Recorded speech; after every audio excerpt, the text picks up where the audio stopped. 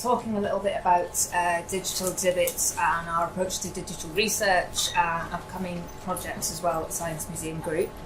For those who don't know, the Science Museum Group encompasses 5 museums across England now. So we've obviously got the Science Museum in London, Science and Industry Museum in Manchester, where we're mostly based, Science and Media Museum in Bradford, Railway Museum in York, and Locomotion is in County Durham and Sheldon.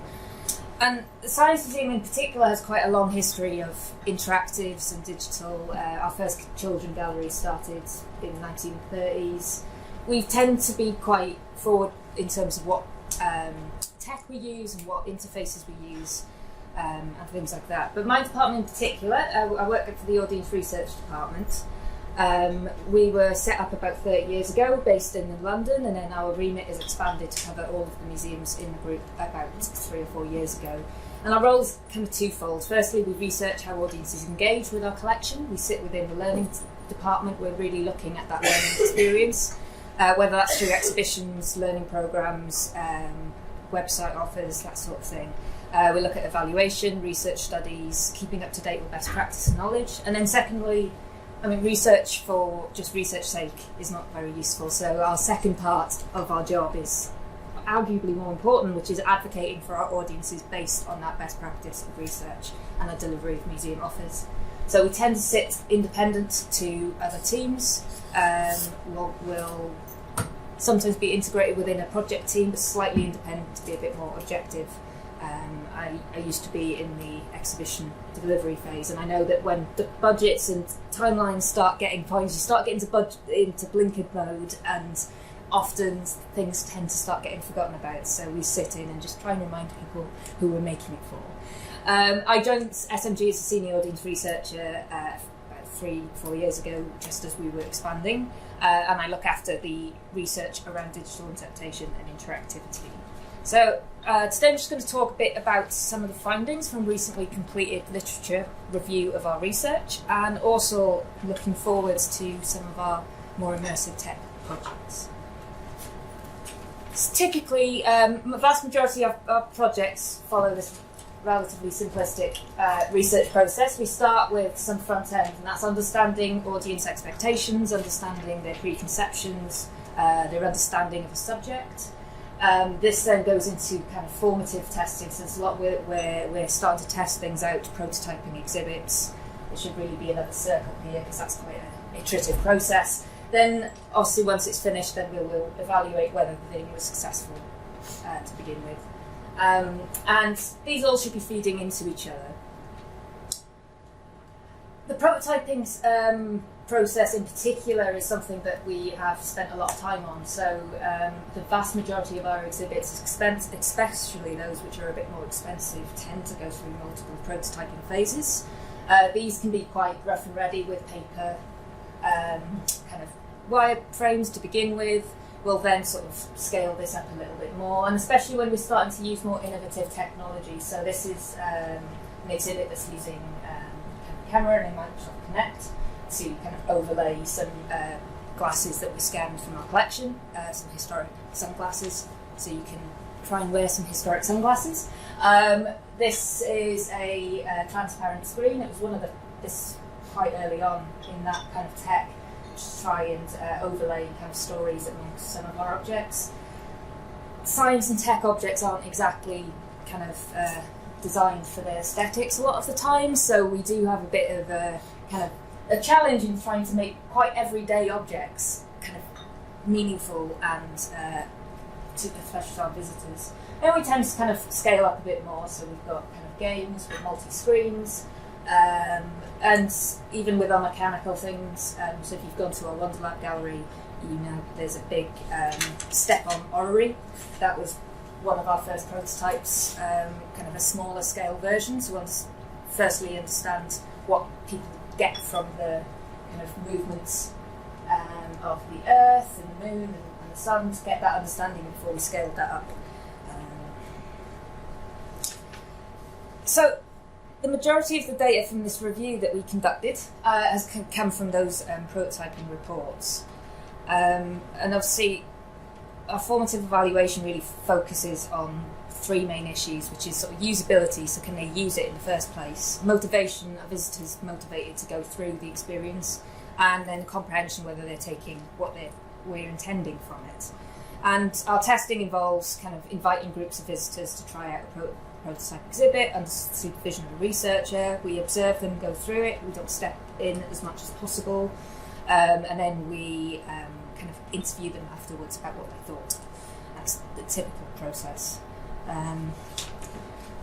So why did we do a review? So back in 1999, our head of department at the time and the co-author for the latest review, Ben Gammon, who's now a consultant, he wrote a paper on what we'd learnt from the previous 10 years of prototyping reports. And that paper subsequently published in Informal Learning Review, profoundly shaped how the Science Museum then started to approach commissioning and developing media exhibits.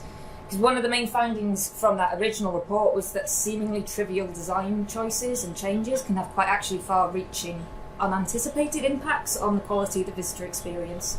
So therefore we've continued to prototype, and we've started to expand our prototyping beyond what was originally the really expensive digital games to things like films, to audio, a bit wider really.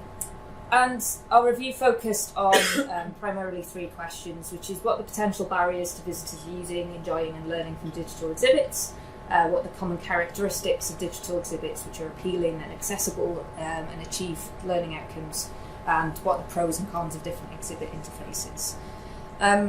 We ended up reviewing pretty much about 300 plus reports. Over half of them were prototype reports. We then also looked at reports that were beyond SMG, so BM, V&A, museums over in America, Australia, Canada, anything we could get our hands on really to see whether our findings were a particular quirk to science museums or whether they were a wider cultural thing. So there was a lot of reports, and what we did have to kind of limit it somewhere, so we didn't look at mobile kind of interfaces, and we didn't look at websites, mostly because there was sort of already quite comprehensive reviews out there. So what's changed in 20 years? In terms of the tech, quite a lot.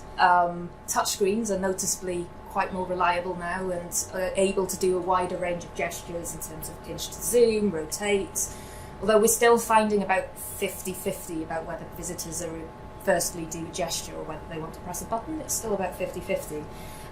Projection and touchscreens are larger, their resolution's higher, multi-screen interfaces are more common, although that's not always a positive thing. Camera interfaces and obviously AR, MR, VR, things like that are starting to appear. But despite these changes, it was actually surprising to us how many findings from the original 1999 review were replicated in studies conducted as early as, as late as last year. Interactive games still provide typically quite the richest opportunity for us, at least for learning. If they possibly can, visitors will still ignore every instruction in those games and learn through trial and error. And it parallels other research in the industry, especially around websites, that actually common design faults that we do still are recurring again and again.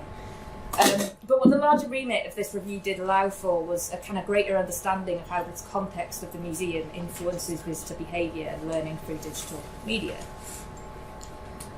Museums are really unique places. They're not like anywhere else. They're not like school, they're not like shopping centres, airport lounges, railway stations. There's lots of similarities to all of those, but there are also lots of differences, and it matters because people's expectations and past experiences of coming to visit museums hugely influence how they then make sense of what we're presenting. And because museums are kind of similar to a lot of different environments but not identical, our patterns of behaviour that we would do somewhere else don't always translate to museums. For first, it tends to be quite a brief experience at each exhibit. There's loads to see. Comparing to a time that someone will invest in a commercial video game and things like that, typically the dwell's a lot lower. Most cases, people are standing up, or you're sort of trying to kind of interact with the less ideal angle. Means that trying to engage someone for a long time can be tricky because you're stood up. it's a social experience typically, especially for us. Visitors are wanting to share their exhibits and share the experiences with friends, with family, whether that's in situ or whether that's online. It's also a public experience. There's lots of other people around that you don't know, therefore, so, as I like to say, with kids, they'll no inhibitions, will go straight, but adults, they don't want to get things wrong in front of other people, and they don't want to get things wrong in front of their children. So actually, a lot of kind of more immersive tech that we found, especially things that start using motion detection, really hard to get adults to engage with and explore. I see a lot of this weird swaying on the spot, rather than where those kids will be rolling around and dancing and really explore it. We're in public. There's also lots of distractions, some bad, some good, lots of noise, lots of running around, but also lots of really other cool things to see. So visitors are making a decision of whether they should be investing a lot of time on something, because there's so many other things that they want to go and see. And then there's expectations. Visitors expect museums to provide certain experiences and not provide others. And for these exhibits to then be communicating some things and not communicating other things. And this expectation is not only an issue when it comes to behaviours, but also the messages then that they take away from exhibits.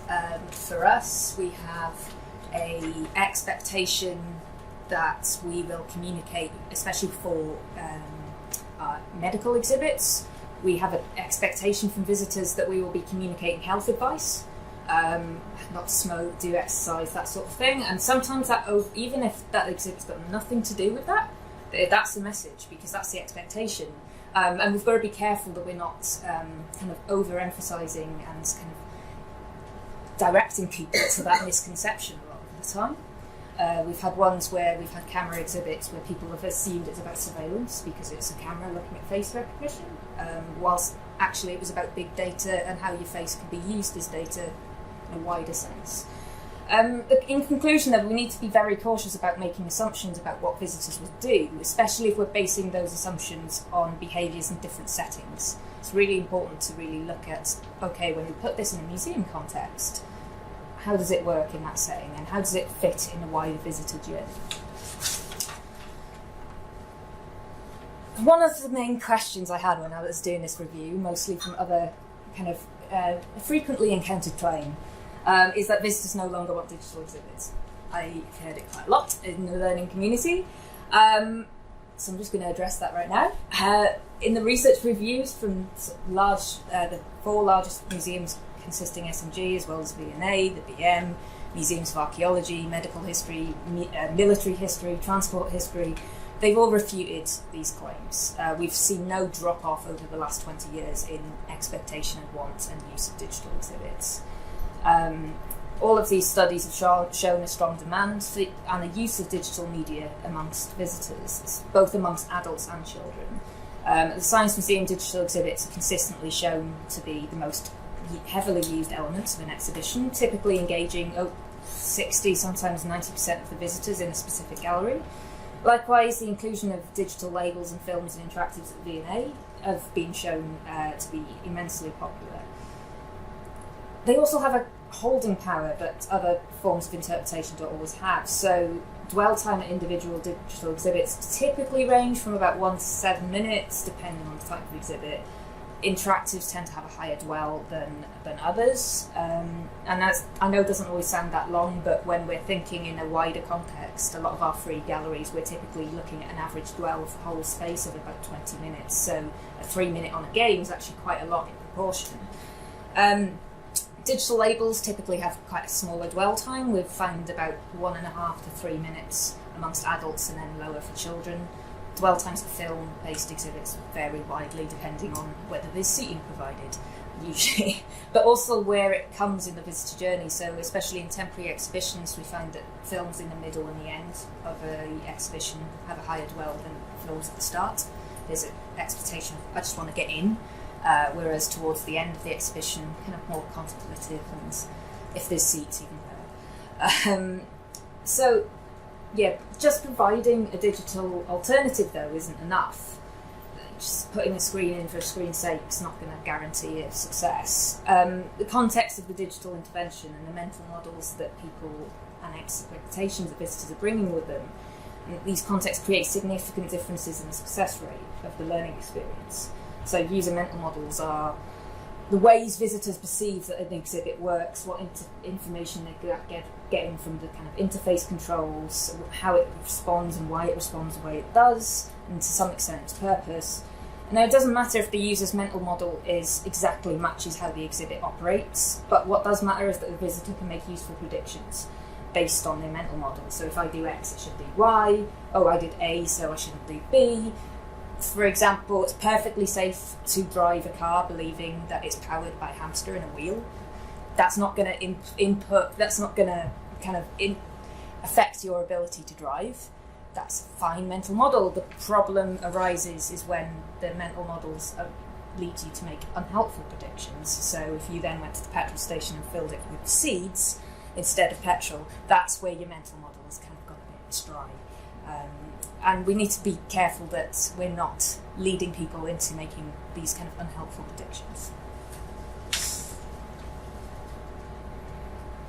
We're finding that we're getting a shift as well from kind of a more experiential and immersive experiences. There was some early research conducted over in the US that suggested why this was. They were interviewing museum professionals, and many museum professionals believe that immersive exhibits compared to other forms of exhibits attracted a broader range of visitors, they engage visitors for longer, they're more memorable, it leads to enhanced visitor learning.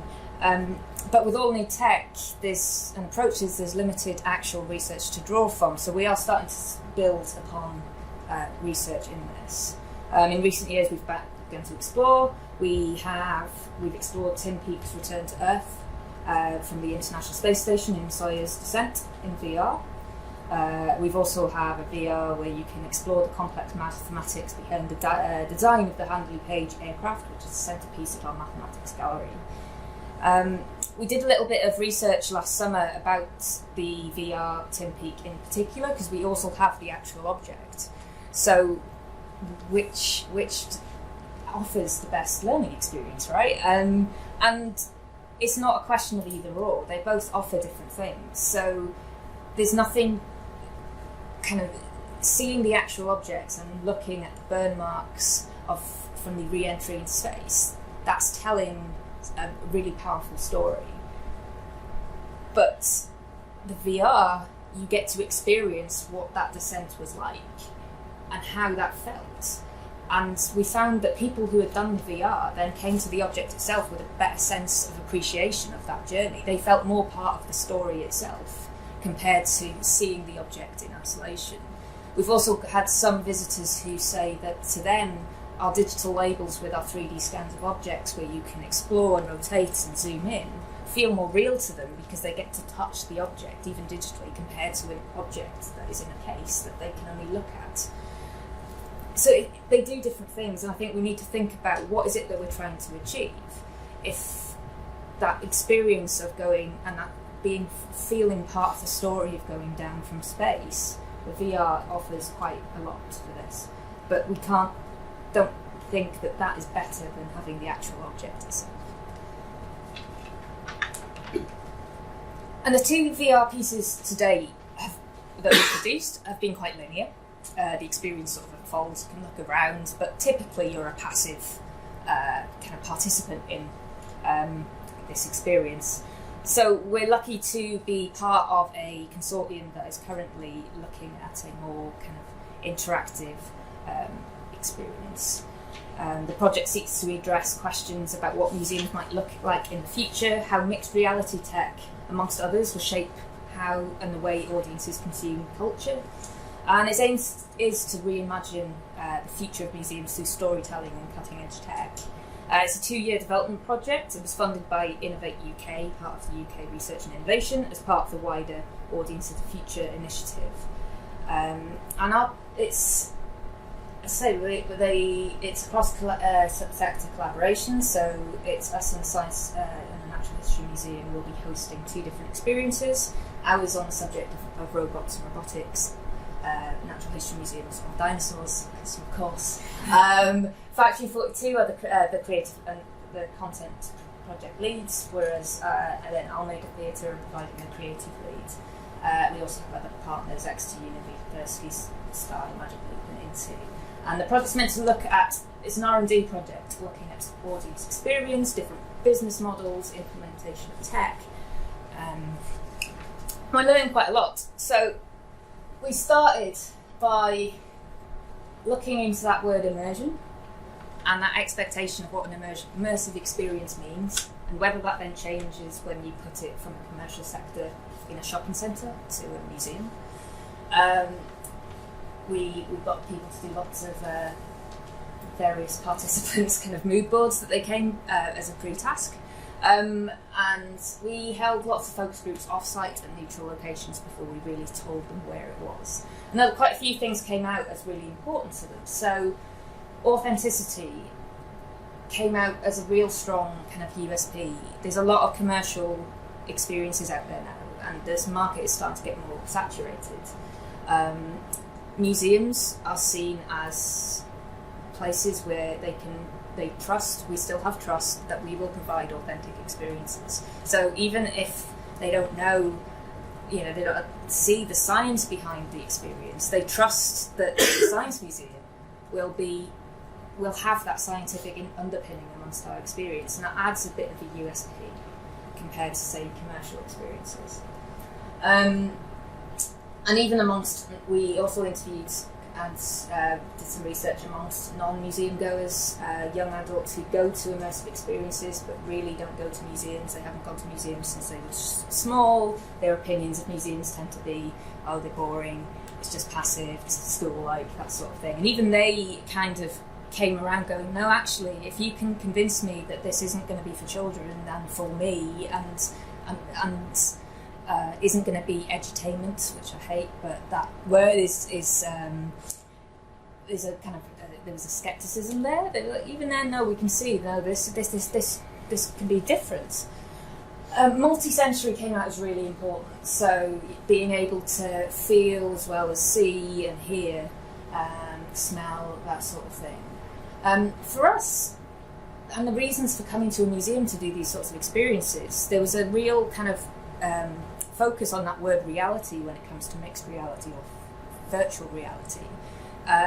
Again, unlike the motivations of going and doing a VR game, where you want to be potentially immersed in a virtual world that could be completely fantastical, there was this kind of, well, I want it to be sort of grounded in something that we're seeing at the moment.